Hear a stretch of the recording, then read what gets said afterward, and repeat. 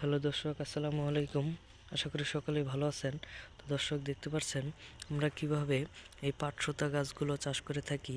তো বন্ধুরা, এই পাটসুতা গাছগুলো চাষ করে অনেক কৃষক ভাইয়েরাই ভালো ধরনের লাভবান হয়েছে।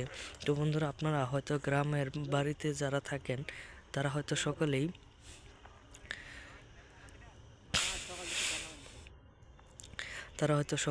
যারা গ্রাম অঞ্চলে বাস করেন তারা হয়তো সকলেই গরু লালন পালন করে থাকেন। তো বন্ধুরা, সেই গরুকে আপনারা অবশ্যই ঘাস খিলিয়ে থাকেন, এবং আপনাদের বাড়ির পাশে যদি ঘাস না থাকে তাহলে কিভাবে আপনাদের বাড়ির পাশে ঘাস চাষ করবেন তার সহজ উপায়।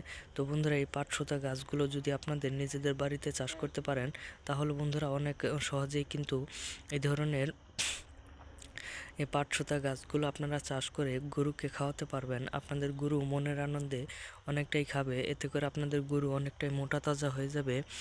তারপরে আপনারা